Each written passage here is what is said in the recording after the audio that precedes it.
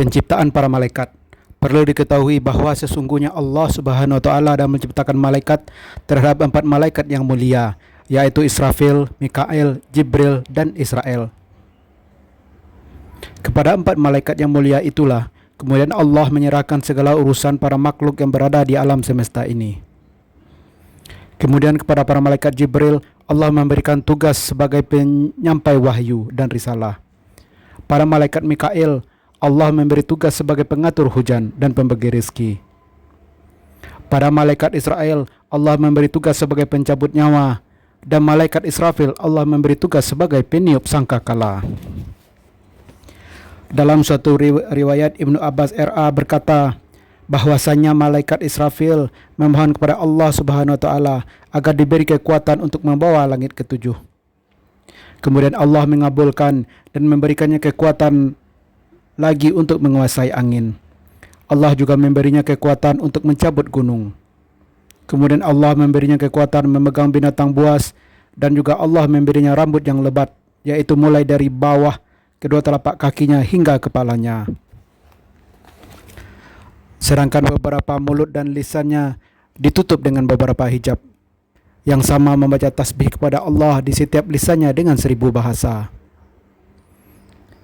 Kemudian dari Israel itulah Allah menciptakan 1 juta malaikat yang sama membaca tasbih kepada Allah SWT sampai hari kiamat. Di antara malaikat diciptakan dari jasad malaikat Israfil, yaitu Hamalatul Ars, malaikat penjaga Ars, dan Kiramul Katibin, malaikat pencatat amal kebaikan. Wujud mereka sama dengan malaikat Israfil. Malaikat Israfil setiap hari dan setiap malam melihat neraka 3 kali.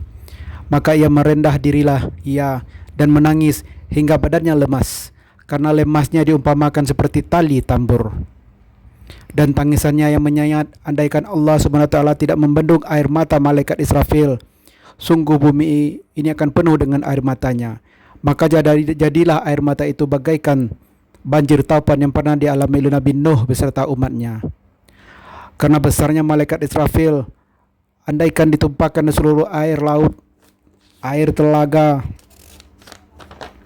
di atas kepalanya, maka itu jatuh bagaikan setetes air dari bumi. Malaikat Mikail. Adapun malaikat Mikail diciptakan Allah SWT sesudah ciptakan malaikat Israfil dalam jarak waktu 500 tahun. Yang mulai dari kepala sampai kedua telapak kakinya ditumbuhi rambut yang terbuat dari zafar. Sedangkan sayap yang terbuat dari zabarjat hijau. Pada setiap rambut yang mempunyai sejumlah wajah, dan setiap wajah mempunyai 1 juta mata, dan setiap mata menangis karena belas kasihnya terhadap orang yang berbuat dosa dari golongan mukmin.